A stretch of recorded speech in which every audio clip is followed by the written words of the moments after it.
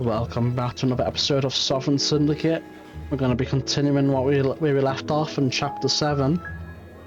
And what do we have here?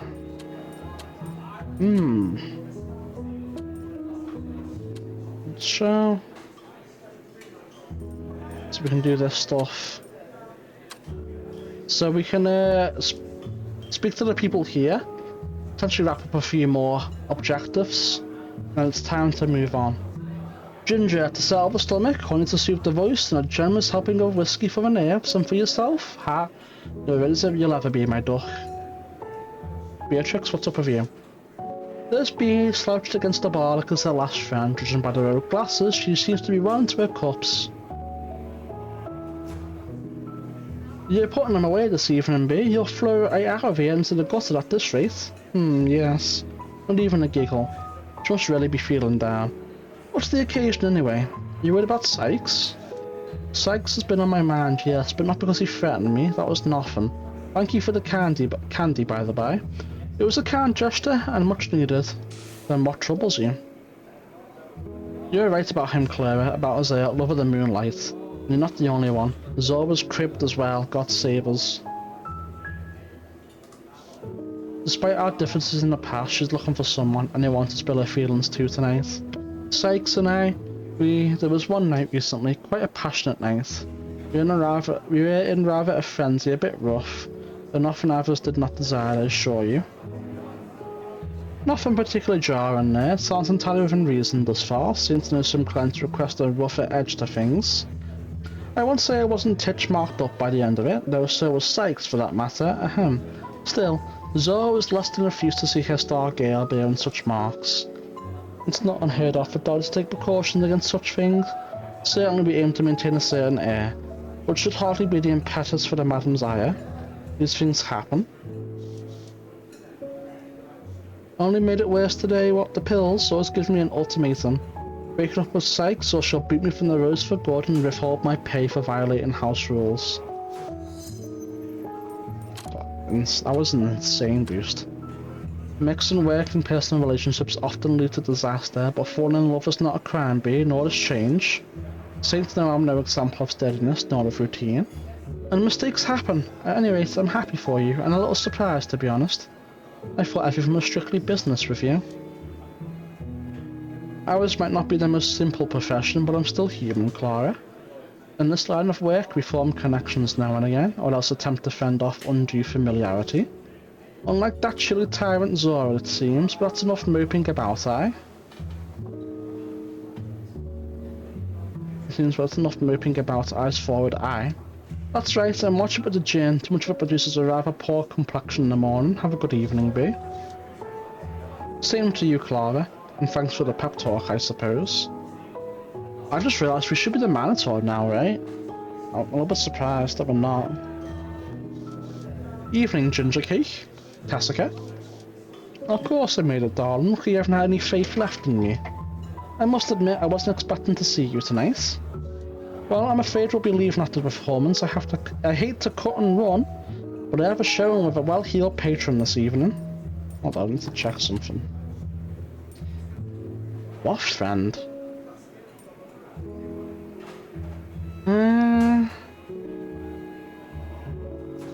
It's quite right. My darling Tessica is in great demand as she should be. Seeing the day drinking has at last caught up to him.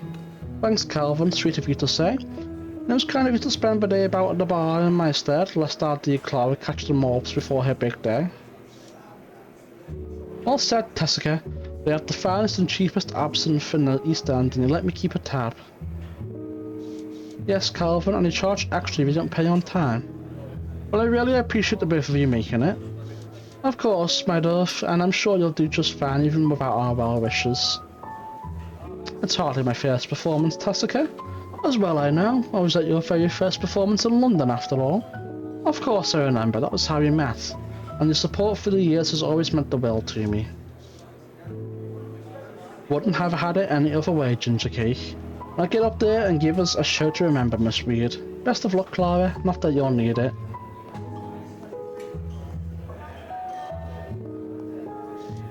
There's Arya humming a happy tune. Clara, oh, hello. I thought I'd drop in to offer my support. A girl should have her friends about on a night like this. That sounds like the same ditty Philippe was singing. What's that tune you're humming? Oh, I don't know. It got stuck in my head at some point and now it's going round and round.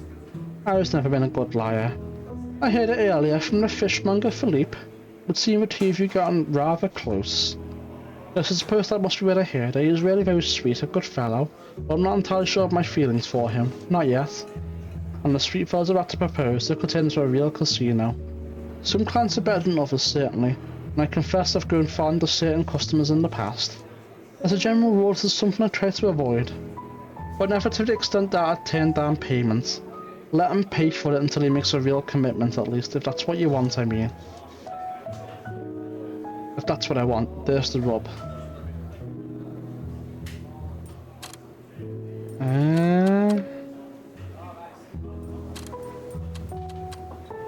Fuck. We told Philippe.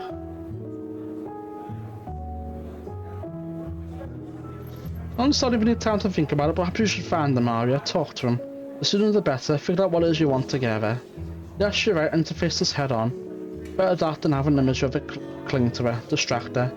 Right, after your performance then, I've still some time till the train stops for the night. I'll find them, then return to the Rose and see if I can't polish off blasted this death. Best of luck, Arya. But listen, that's enough about me for one night. This is your big evening. You should be focused on you. We'll talk later, okay? By the by, I'm glad you came tonight. It can be quite lonely up on the stage. I can well imagine.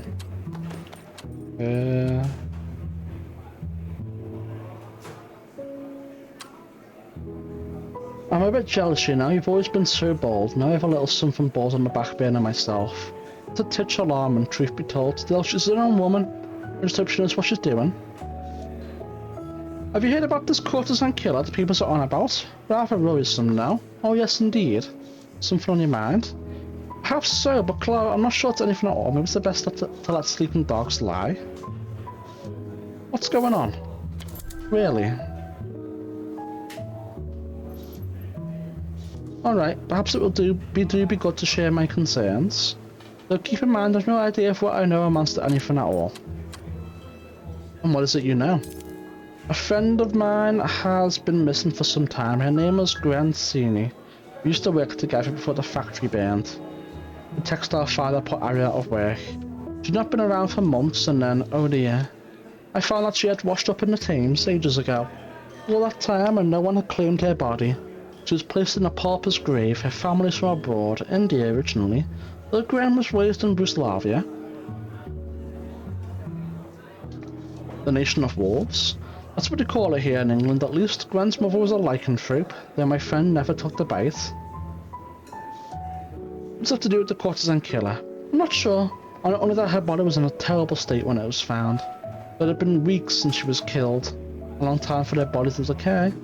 None that the Bobbies won't tell me anything about her. If they, like I, suspect foul play, or if they simply don't care what became of her. This is quite a lot, Arya. I know, but then again, those who know might amount to nothing. I have only hearsay to go on. I didn't see her body myself, or learned of it after the fact. Perhaps it was simply the river that landed her in such dire straits. It's quite possible. Being left so long in the water, putrefaction and saponification would greatly disfigure the corpse. Oh, it's all so dreadful, and all I have are second-hand accounts. Perhaps this is related to the case. Do you really think? No, never mind. I want to put this from my head for now if it's all the same to you. Seems I won't be getting any more of her right now. I pity. I hope it's nothing serious, though I have my doubts. Yes, I'd rather like to change the subject. You've better things to think on anyway, Clara. What am I doing, talking off your ear when you're still a house to entertain? Come on now, on with the show. You be sure, Arya? I'm sure you'll do wonderfully, I just know it. Best of luck.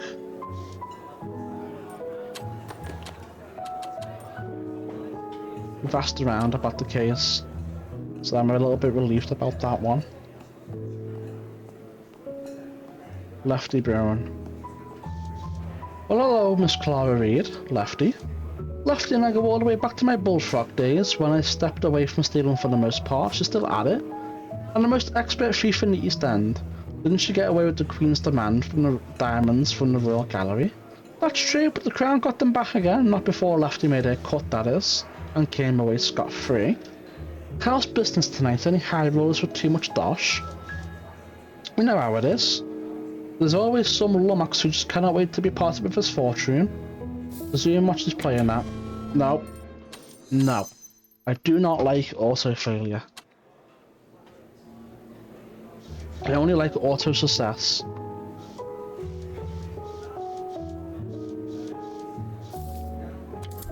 There we go, perfect. Nice, intellect level 22. We look especially keen tonight. Aye, there's a special case alright, he's no big deal, but someone wants him to win big. My expression says it all. Lefty realised that she says too much. Well, there it goes again. Kindly forget everything we got that time, milady, and good luck up there. Take care, Miss Reed. New save. Hello, Manator. Sorry, miss, but I'm on a hot streak right now. We'll have to wait for things to simmer down a bit before I can trade words with him. Well then, Mr. Hotshot, I'll leave you to it. No. We will not be going backstage just yet. I'm gonna check up here. I'm not particularly noticed. Why is that showing up again? I've already read that shit. Is that showing up again too? No, I'm pretty sure we've already read all this. Can we interact with this? We can. Dude, why is this all back again? Can we take the side about all this time? I very much doubt it. No. Alright. This room up here is open, so let's go check it. See what's in here. Nothing. Sweet FA. Alright. And how about over here? Anything new? Maybe Madam Zora's hiding. Chin up. Alright, well that's locked. Very well. And very well indeed.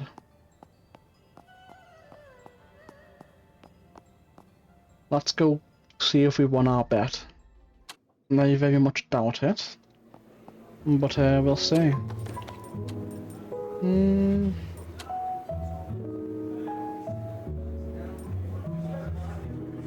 I don't know if that's ready yet. I mean, it might be. I'm gonna go check, and if it's not, then we'll do the singing shit. I don't think we can leave just yet. Very well. Alright. Let's sing then. That's the only thing we have left here.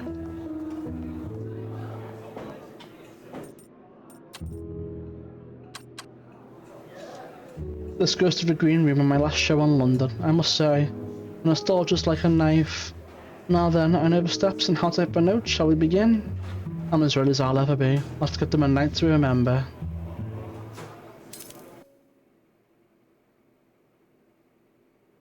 We have a modestly full house, and something about the finality of this performance makes me feel well.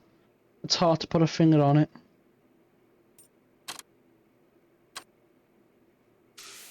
I'm eager to put this all behind me. Let's leave on a high note.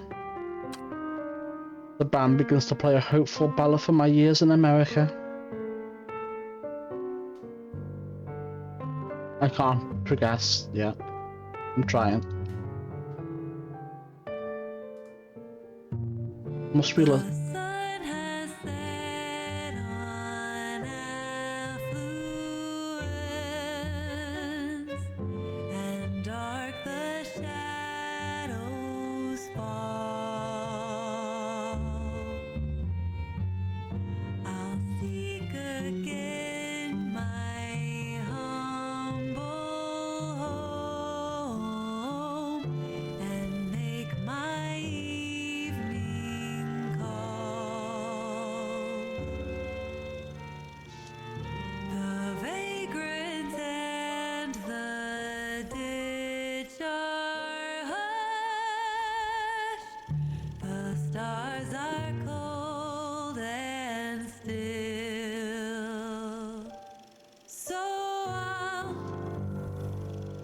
Sing my whippoorwill.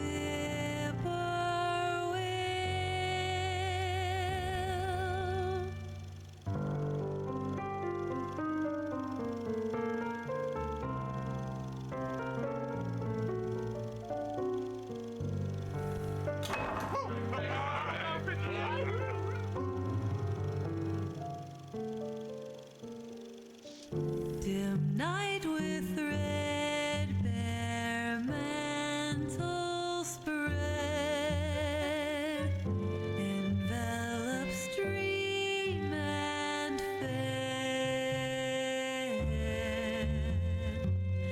and homes with pale and yellow light hide friend and peer beyond my ken. My heart too has begun to stray towards yon distant hill,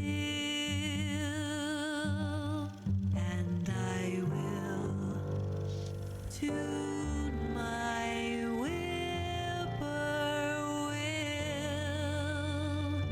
Yes, I will sing my whippoorwill.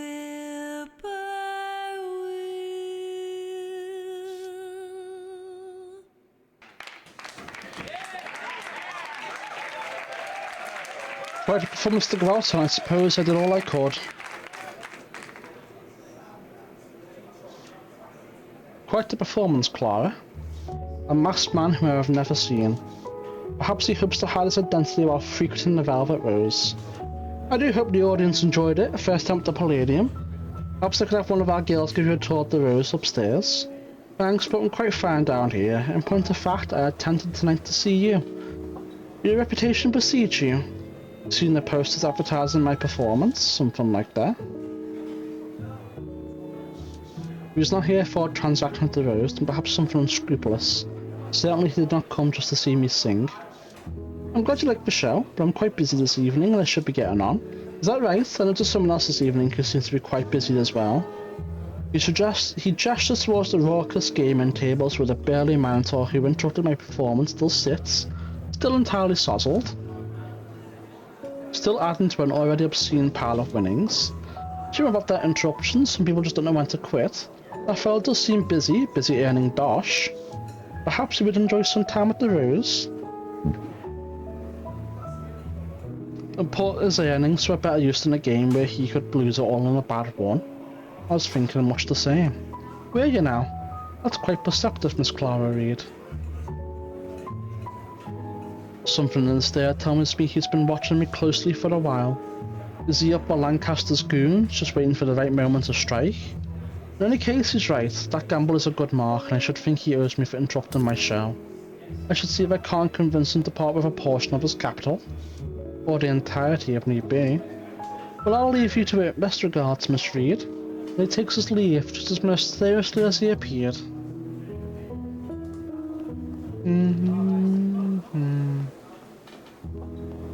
You're Beatrix. Good job out there today, Clara. I needed that, I think. I'm glad I came. Sung like Terpsichore herself, Popbite asked the good Miss Clara for a ride up in the saintly halls of the Rose. If only reviewers at Covent Garden had your way with words, Clamdear. By the by, sorry about the big lunkhead yelling around the bunco tables, embarrassing the whole herd of his ears. But that Mr. Daly, well, he's a regular, and a good one deep down. Way deep down, anyway. Sorry, Clara. You've nothing to apologise for, Clem. His behaviour is his own. Aye, whilst the bouncer and barkeeper chafes to have some sauce or blowback cut into the entertainment's work. Anyways, come by for another dram later if you please. You've earned it, I say. Alright. Can we leave yet? I don't think we can. No. Alright. So the proverb is true, the Lord loves infants and fools. This Mantor's certainly feeling his oats, and from the looks of that pile of chips, he has good reasons to celebrate. I'd be a bit more forgiving if he hadn't interrupted my performance. Perhaps his winnings are enough to pay Green Street. Let's get a closer look, but it appears I found my mark. It should be simple enough to get him alone somewhere and swipe the turn. When you look, I'll be able to leave London tonight exactly as planned. Fixing the cards for now, okay.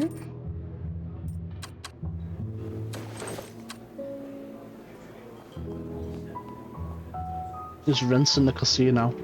He's just like me. Goodness, I think I recognise him. He's the typical London lush, but the Rose only really has mentors for clients, much less repeat ones. Though I can't remember what the devil's name is. Atlas, perhaps? No, Atticus, that's it. Atticus Daly.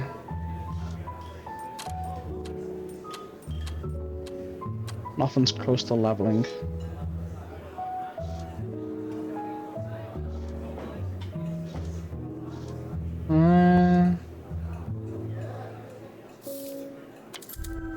Ascertain this chip count.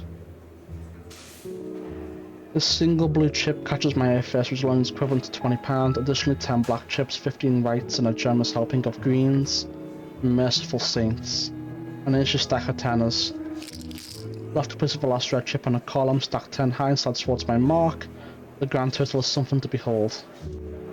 More than I need, but it wouldn't hurt to have a physical head start when I make it to the port across the pond.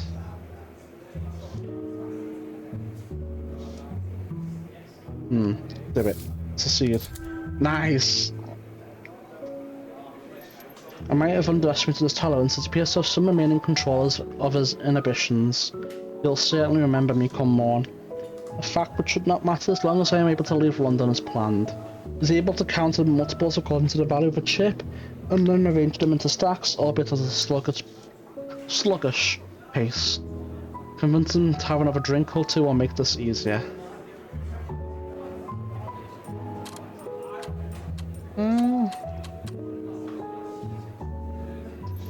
Perhaps you'd buy me a drink for that little interruption during my show. Call it even after that, eh, handsome? Huh? His dumbfounded expression is one for the books. I have to keep myself from laughing. I have to bite my tongue to keep myself from laughing. Of course, anything the lady wants. Just tell Clementine the drink is for Clara, she knows what I like. Of course. Off you pop. I promise I won't keep you waiting long. Right, cash me out then, huh? Look at me, quitting while I'm ahead. First time for everything. Who knew lummox like him could get so lucky? Indeed, it does seem peculiar.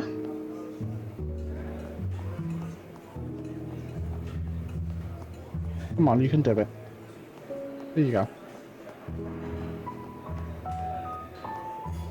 And then we do another save.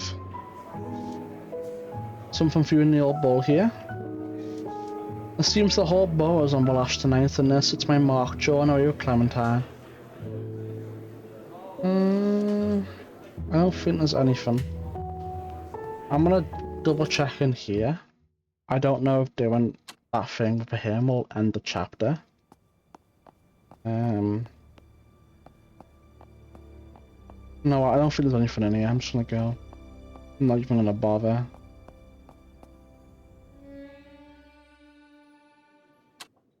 I don't think we can leave still, so again, I'm just gonna do another save and speak. Oh, then Atticus, how did I do up there, apart from when you interrupted? You're still chatting with Clementine. At best be clearly, he seems to have temporary damage to his hearing or drink. Atticus Daly. Excuse me? Something wrong, Atticus? Look as if you'd never seen me before.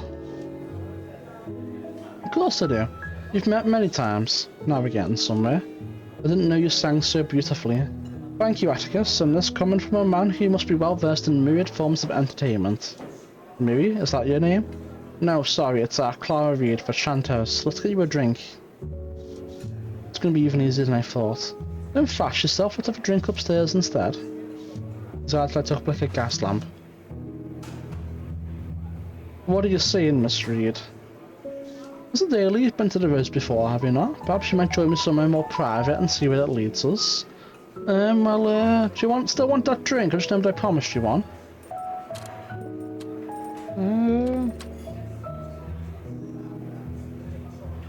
I'm sure Clementine can send us up a bottle of your luck going the way it is, right, Clem? No trouble, Miss Reed, we aim to save. That'll do, Clementine. Have us up a bottle of the finest beef eater on the shelf. I'll send her to room 4, but I'll let you hobble up there first, big timer. Aye, Clem, I've got words for you yet, but for now, it's time I go upstairs and make myself comfortable. Clem levels me a reproachful look. Not exactly my place, but open up what you're getting into, Clara. Me and Master Daly are friends, you know, wouldn't want any harm done. Rest easy, Clem, a woman with my reputation must maintain it. For your business, I suppose. No, my duck, you better go easy on him, because I'll have to get upstairs without tipping over. Let's see if Ariana has anything more to say after the song. Fantastic work, Clara. She does not. I'm gonna double check if we still can't leave. I don't think we can. We cannot, as expected. Allow us to take a trip upstairs then.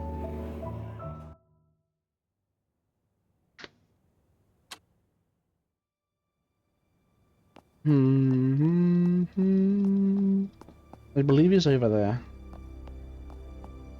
Let me just check if Zara's or whatever her name is over here now. I don't think she is, no. No change, as expected. Let's just go and take money off our mark then, eh? New save. Goodness, it looks a lot more safe than he did downstairs. I suppose it's true what they say, mentors really can hold their liquor. Sorry, love, didn't mean to keep you waiting. It's alright, my head was really spinning. I wonder if we might just chat a while. Of course, just give me a moment to get a bit more comfortable. Best to remove my weapon before climbing into the bed, most of it at any rate. Normally I do this out of sight of the client, but tonight it's nothing if not off the cuff. My apologies, Dove. Perfectly fine. Now then, I'll provide whatever insight I can. Hope I can put it into words. There's a stubborn memory stuck way back in my head. And just when it's about finding the service, I end up here instead, back in my old ways.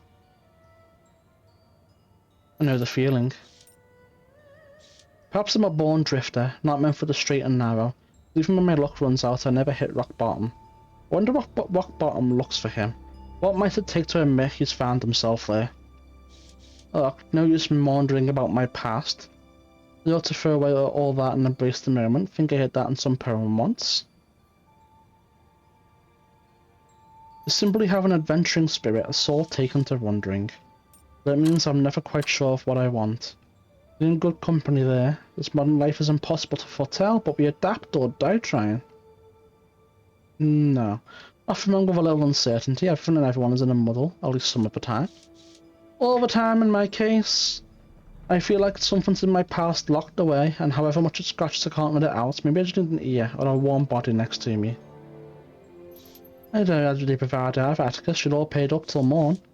I'm afraid I'd make poor company tonight. I prefer conversation to a tumble in the sheets.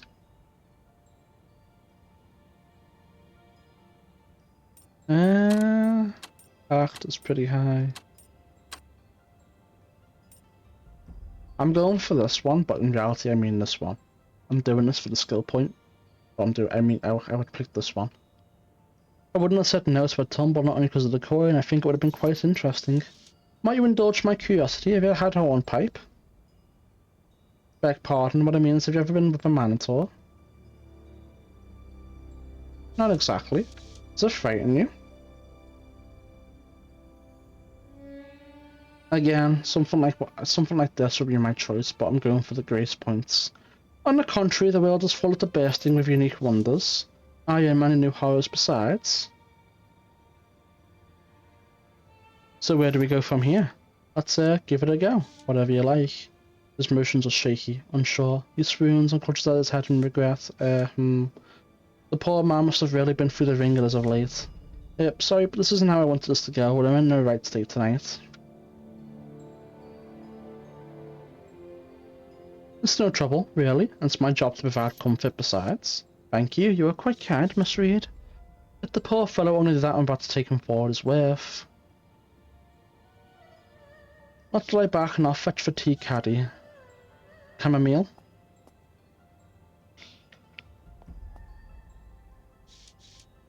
No need for the chamomile, he's already sound asleep.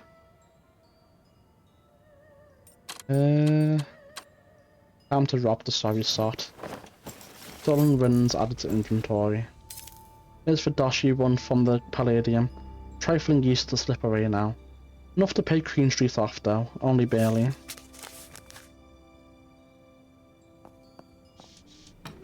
The runs actually the only thing preventing my escape. I'm just there to look around. Sleeping like a babe. Again, I don't think we can just walk out the front door. In fact, I wouldn't be surprised at the entrance point. Oh, okay, that works. That makes sense. Let's be on our way. Hold on, did we? What about our gun? I'm just gonna leave it on the fucking tabletop. My down just sits upon the chest of drawers. Best not leave this behind. Yeah, it would have been pretty poor. You know what I'm saying? And now we can be on our way. Bye, have a good time.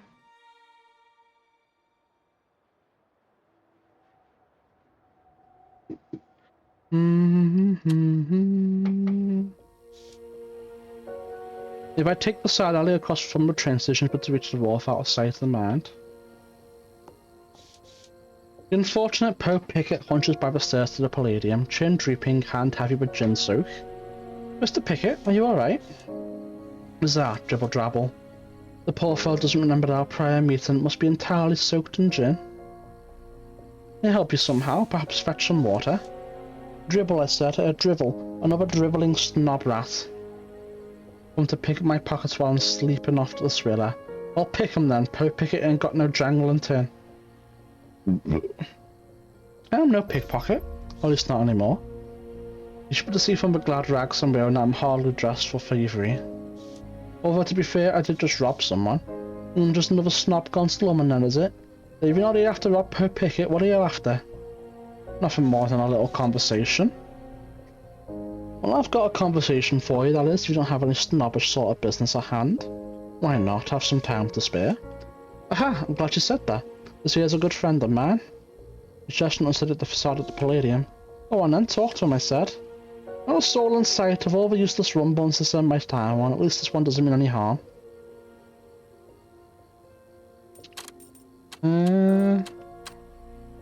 Apologies, but I'm afraid your friend here is even less capable of a coherent speech than you are. Oh, come off it then, you're wasting my time. Bugger off, Miss Lady. I don't think there's anything over here. Probably my last time being in this area. At least with this character. There's some homeless guy right here. Sad alley. What's all this about? If I've nearly made it. If I take that salad to South Square, I can reach the wharf. £50 in diamonds underneath my tongue, or a sapphire necklace to line of my petticoat, but never bills in my bullfrog days. What a stretch of good luck I'm having. Speaking of which, I haven't had a moment to count the money. The bullfrogs used to want us not to count our pay before we receive at home, but what's the harm in a little peek? £200, see, that's a lot of money. Mighty thanks for confirming, Jemmy. Molly's right hand, the sort that doesn't care if his cleaver hits friend or foe when he starts swinging. Guilty as charged. I'd thought my cover was blown when he started bobbing and weaving through the streets, but turns out you're just a shifty vixen by nature. Does Molly know her attack dog is running loose? Not another step, Jeremy, not until you tell me why you've been following me. I've come to collect. Perhaps I can get around them. My bad luck that I've not got the proper shoes on for roof jumping, but I can still lose them in the back alleys. Despite that glance away, you really gonna have me charge after you? Even at a dead sprint, it's a long shot, and once I reach the wharf, the air was crawling with duckhounds to boot. That money wasn't meant for you, Clara. Molly wanted Askus to win, but he wasn't supposed to lose it to you. You threw a spanner in the plan. I knew Lefty was up to something, so I'd never seen the average London lush earn much at the tables, let alone a small fortune. Molly must have needed Askus indebted to her. Whatever she's cooking up, it starts with rigging the look of a gambling drunk. Oh, it's an ambitious plan, that's all I'll say. When she pulls this off, it'll shake up all of London. Now here's the rub, you stole that money, so I'm stealing it back. There's nothing for it, I need him out my way. It's the best I can do. After all, this Jeremy Betteridge, this pompous prick is to be what takes me down. Discreetly draw your derringer. One last warning, Jeremy. Gonna take a shot with that pea shit that you had up your skirt? You could land 6 shots in me head and chest and I'd still die of old age. That's what I love about me cleaver. Not even a heart like mine can shrug off a good swing. There's a reason the Royal Army's frontline inventory covets man it's all so. Even Gatling guns are piss if a shot spread too wide. One shot is enough noise to draw on a copper for luxury if it's for a good old-fashioned Barney. Sounds like a night well spent. Take the shot. The shot misses its mark. Collides with his massive cleaver, and just like that, Jeremy is charging, eating up the distance between us till he has me by the arm. He raises his cleaver, the butt swings towards me, and -10 hope.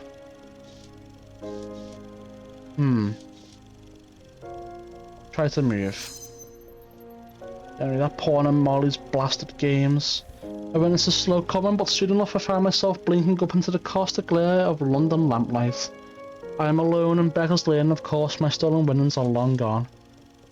As is my hope at the part in London tonight. Perhaps I could, but what? I am alive at least. I can figure things out from there as I always have. What now? Where in the world's many house do I have to go from here? We're all in the gutter, but for some of us are looking at stars, a true sentimentalist notion. My mistake was in believing I was above these games. I am not. I could not even outmaneuver the simplest of Molly's schemes. And now I'm here. I have to face the aftermath of only a headache to keep me company. Try to keep my consciousness and time slips slowly by. For the time I'm content to simply sit and indulge in this wholly unearned self-pity. What now?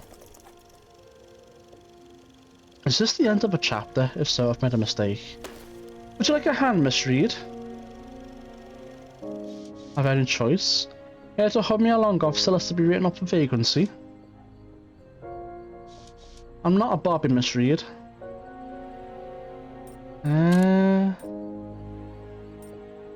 My apologies for lumping you with that lot then. Wouldn't want to besmirch your good name. In the interest of full disclosure, Miss Reed, I counted myself among the blue bands once. I felt left that life behind me though, and these days I find myself working cases for a rather generous patron. Not a mutton shunter then, for all the good that does me.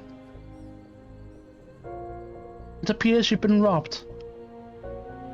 I'm afraid I have. Our good Mr. Daly was set up by Miss Molly and her lot. They rigged his tables to take my money off him when he left the bar. Also, I hazard he would not be lingering in the gutter with your evening going well. Molly again, I should have spotted it sooner, so foolish of me. On the contrary, you were just unlucky. Had Jeremy not been lurking about, you would have gotten the money to Green Street, and the dockhounds would be loath to take it out of Green Street's hiding the way they did with you. Never underestimate Molly. She must have posted someone outside the bar to wait for Atticus to keep tabs on the capital, and my leaving through the window wasn't enough to give him the slip. You knew when I intended to bring the tin. Those that I work for had their suspicions. They surmised you are intent to leave London. I did not take kindly to being followed and spied upon. I'm afraid I'm here on specific business with you. I'm afraid I must ask you again what you know of the courtesan killer. I know little more than I did before. Came here to entreat your assistance, Miss Reed. My patron requests your aid in hunting down the perpetrator down. Why? Why of all the horrors in the thrice-down road should I care about this one? My employers have a vested interest in solving this case. That is not an answer, I'm afraid not. Why do they care which of the streetwalkers lives and dies? They wish to get involved because they wish for the murders to stop. Past that, I cannot pretend to guess my patron's motivation. Is that not enough? No. Oh, how did that happen? It became a success all of a sudden. There's more to it than that. The cabal itself may care little for the killings. This man, on the other hand, his care is genuine enough and would see it stopped.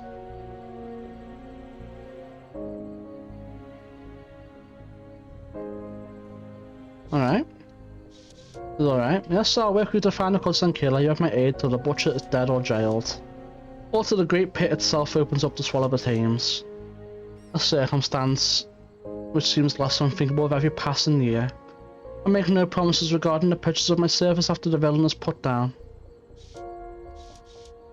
You shall see, I can't make any promises either. But if you want to develop pay and protection, then my skills are yours. Lord knows I've gotten into bed with worse, literally in some cases. I'm pleased to hear that, Miss Reed. For now, I suggest you return to the bell jar and get some rest. Not a bad idea. I'm begging your pardon, Miss Reed, but I believe you took quite a thrashing not long ago. It wouldn't do to have you concussed and reeling a titch of stitching in a warm bed seems the best course for you. He's quite right. I'll send a missive round to the bell jar in the morning. Let you know if anything else comes up. Till then, Miss Reed. Till then. I can resist everything except temptation. I'm confused about something. Apparently saying alright was meant to unlock a tarot card, which it clearly didn't. So the masked stranger isn't your run-of-mill nusser on a visit to the Sacred Heart. You discover your mother's maiden name, Hathaway, and confirm that she's being held at Bethnal House, a hospital for the mentally infirm, and a chinwag with Clementine gave you a lead on access in Bethnal. Okay.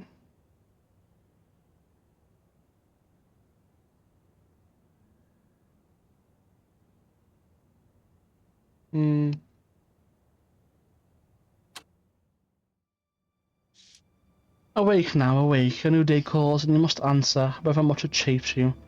You continue on this road of drinking and dice while you see where it ends. What on bliss is that infernal racket? Looks like someone dragging an anvil across a brick road. No, it's nothing. Just my hangover. But then again, didn't I hear screams in the night, or was it a nightmare?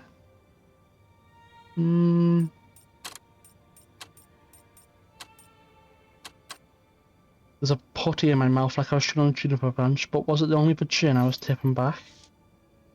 No telling what mix of alcoholic concoctions went down my gullet, but at least I'm alive. Anyway, my luck has finally changed. Thanks to my brilliant turn at the tables last night, I can at least square my debts with Molly. Now, what's this cursed nonsense? Where are my blasted winnings? Another dawn, another disappointment. I was robbed in the night. No one steals from Atticus daily. But I'd better clear my head before I try to recover my wealth. Oh, cause that a rumble in the pipes or that scraping noise again. This time of day, the Velvet Rose should be quiet as a church. Sounds like, and it's coming from the next room. Perhaps a thief is still on the premises. I should investigate. New save. And it's probably when I'm going to end this episode and probably the stream entirely. It is almost 3 AM. I would like to take a small break. I'm gonna cut it here and try and play around that more, considering if I unlock that tarot card. If I can, then I'll resume and explain my actions I took to unlock it. But if not, and this is the end right here, and with that I will have to ask you respectfully if you would please like and subscribe, and potentially also follow my Twitch. That would really help a lot. So with that in mind, thank you for watching, and I'll see you on the next episode. Bye for now. Alright, I'm back. I played around with the mugging scene a little bit, and while I did not unlock the tarot card, I uncovered further information as pertaining to the future circumstances of that character, and basically that Centaur is working with some sort of powerful secret shadowy cabal that is willing to protect her from everything. They'll take great liabilities for them to abandon her, so they'll take care of the Lancaster bounty, they're going to take care of any illegal activities, basically the entire work she's protected from. And with that in mind, this video will end right